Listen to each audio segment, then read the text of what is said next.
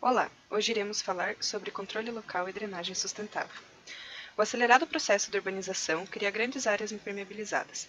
Trouxemos aqui um dado do IBDA onde vemos claramente a diminuição da porcentagem de infiltração em áreas densamente urbanizadas, onde ocorre quase 100% de escoamento superficial, ou seja, quase nada da água da chuva infiltra no solo. Essa água que escoa é aquela que acaba sobrecarregando nossos sistemas de drenagem, promovendo as enchentes. Elaboramos no QGIS um mapa de Curitiba que confronta a ocorrência de enchentes com as áreas verdes e as áreas de ocupação irregular. Aqui percebemos, com exceção do Campo Comprido, que os bairros possuem menos de 30% de sua área revertida em espaços verdes, o que, juntamente com a alta ocupação irregular, propicia a ocorrência de enchentes nesses locais. Assim, surge o conceito de controle local, o qual define a capacidade de cada seção do curso d'água de transportar uma quantidade hídrica, onde quanto maior for a capacidade de escoamento, menor será o nível de água. Atrelado a esse assunto estão os sistemas de drenagem sustentável, que traduzem o modo de planejamento do controle do escoamento superficial e da qualidade da água, aliados à sustentabilidade. Portanto, esses dois tópicos atingem três dos Objetivos de Desenvolvimento Sustentável da ONU, sendo o primeiro de assegurar a disponibilidade e gestão sustentável da água e saneamento para todos, tomar as cidades e assentamentos humanos inclusivos, seguros, resilientes e sustentáveis e tomar medidas urgentes para combater a mudança climática e seus impactos. Desse modo, existem diversos dispositivos para atingir esses objetivos propostos. Um deles é o pavimento permeável, onde o escoamento superficial é desviado através de uma superfície permeável para dentro de um reservatório de pedras localizado sob o nível do terreno. Assim, ele elimina a necessidade de caixas de captação e tubos de condução da água, pois o dispositivo praticamente não gera nenhum escoamento. Existem dois tipos de pavimento permeável, os de concreto e os de asfalto, sendo que ambos contêm uma fração de areia fina quando comparados aos convencionais. Eles agem no controle do pico e volume, da poluição difusa e promovem a recarga de águas subterrâneas. Assim, são ideais para vias de tráfego leve, estacionamentos, calçadões e praças. Já os pavimentos semipermeáveis são constituídos de blocos de concreto vazado preenchido por material granular ou vegetação rasteira, tendo a função de proporcionar uma redução dos volumes escoados e também do tempo de recarga da bacia. Aqui trouxemos um esquema de como seria possível a compatibilização do uso de diversos tipos de pavimento permeável, como o concreto poroso para o tráfego e ciclovia, pavers para concreto para tráfego de pedestres e o bloco vazado ou concregrama para estacionamento e parques. Os reservatórios de detenção e retenção armazenam as águas pluviais por um período de tempo, reduzindo os problemas de enchentes durante as chuvas, como é o caso do Parque Barigui em nossa cidade. A diferença entre os reservatórios ou bacias de retenção e detenção é que a grande vantagem dos reservatórios de retenção é de poder ser instalados em áreas públicas, como praças, parques, ou seja, locais que tenham outra destinação após as precipitações. Já os reservatórios de detenção são mantidos com uma lâmina de água com qualidade controlada, podendo ser aplicados em banhados ou reservatórios urbanos. O principal problema desse tipo de reservatório é a manutenção, já que o escoamento superficial transporta todos os tipos de resíduos sólidos e sedimentos disponíveis na bacia. As trincheiras de infiltração são estruturas lineares onde o comprimento prepondera sobre a largura e a sua profundidade. Geralmente se destina a grandes volumes de água, tendo como função principal a redução do escoamento e promoção da recarga de aquíferos, além de promover o tratamento da água durante a infiltração. Já as valas são depressões escavadas no solo, com o objetivo de recolher as águas pluviais, efetuar o armazenamento temporário e favorecer a sua infiltração. As depressões são lineares e em terrenos permeáveis, onde geralmente tem-se uma cobertura gramada. Além disso, a vala de infiltração pode incorporar pequenas barragens de desaceleração, que favorecem a infiltração e protegem contra a erosão. Entretanto, esse sistema pode causar comatação, permitir a passagem de poluentes e está propenso a estagnar a água, portanto, necessita de frequente manutenção. Os poços de infiltração são dispositivos pontuais que permitem a infiltração da água, podendo ser estruturados com preenchimento de brita. Tem como vantagens um baixo custo de execução, busca um reequilíbrio do ciclo hidrológico urbano por intermédio de uma recarga do lençol freático. Os telhados verdes são constituídos de uma cobertura composta de vegetação e solo, salientando que a cobertura possui um crescimento médio e é plantada sobre uma base impermeável. Dentre as suas vantagens estão a redução do escoamento superficial, que daria origem às enxurradas, além de trazer benefícios à fauna e amenizar o calor nas edificações. Com relação ao estilo de plantar, existem dois enfoques, sendo eles o intensivo, que necessita de mais solo, mais profundo, e acomoda plantas maiores, que podem chegar a árvores e arbustos, e o extensivo, que necessita de pouco solo e comporta plantas rasteiras e gramados. As faixas gramadas ou arborizadas São concebidas para desacelerar e infiltrar parcialmente a água da chuva. O principal benefício é que, além de diminuir significativamente a velocidade do escoamento superficial, elas ajudam na redução dos picos de vazão em áreas urbanas. Eu vou falar aqui rapidamente sobre os métodos de controle local, né, definidos no Manual de Drenagem Urbana da Região Metropolitana de Curitiba em 2002. Elas definem 3 classes: infiltração, armazenamento e armazenamento e infiltração.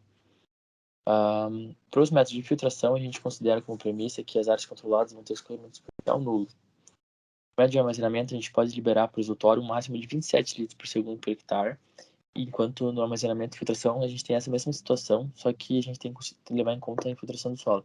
Então, com isso, a gente consegue reduzir as dimensões dessas bacias. O pré-dimensionamento é dado pelo método das curvas de massa fluente e efluente. A curva fluente a gente calcula pela forma de Fendish, enquanto a vazão de efluente admite uma vazão constante de saída.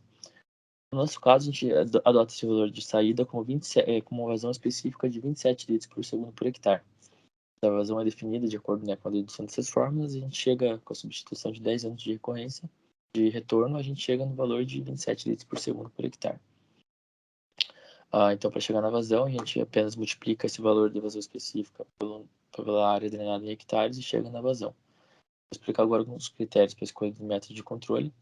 A questão das áreas. Então, quanto menor a área, mais eficaz seriam os métodos de infiltração, né?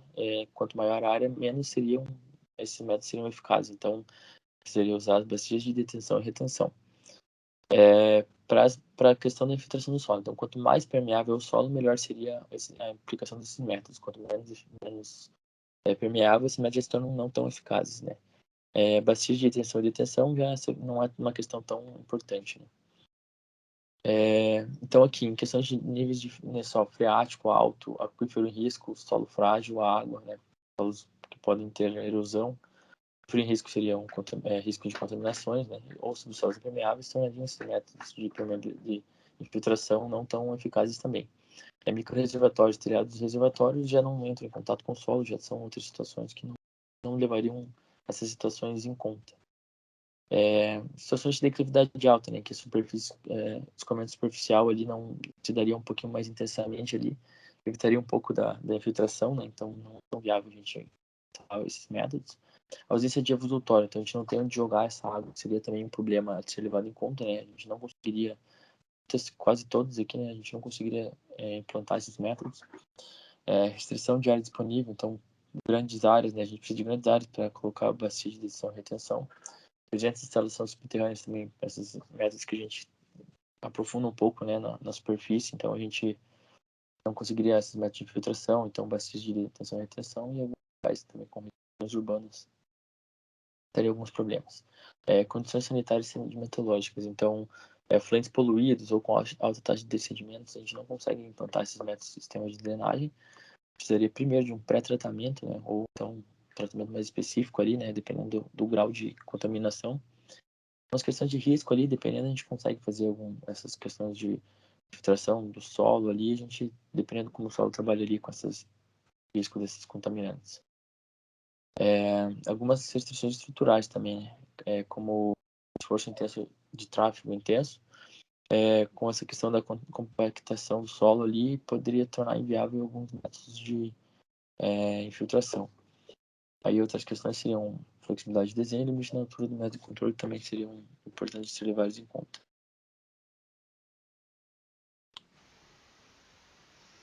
Entre os diferentes dispositivos apresentados, evidenciam-se diversos pontos positivos. Entre eles está o aumento nas taxas de infiltração das águas pluviais e melhoria na recarga de aquíferos, porém deve-se ter em mente que as águas geradas em bacias urbanizadas têm grande quantidade de poluentes. Para sua aplicação, precisa de estudos mais conclusivos. Outro ponto é a redução do escoamento superficial por retardo, retenção ou aumento da infiltração das águas pluviais, o que promove o controle de processos erosivos em áreas urbanas e canais fluviais próximos a essas áreas. A desoneração das ETAs locais ela é gerada pela retenção da água pluvial para posterior uso em atividades menos nobres, como regar jardins, descarga em louças sanitárias e entre outros. E por fim, a criação de áreas de lazer e melhor aspecto paisagístico às cidades. Deve-se ter em mente, contudo, os desafios que devem ser vencidos para uma melhoria no desempenho e incentivo da aplicação desses sistemas. Entre os principais problemas estão a necessidade de manutenção frequente que poderá ser superada com programas de educação ambiental, já que a maior parte deles são gerados pelo aporte de resíduos sólidos lançados pela própria população.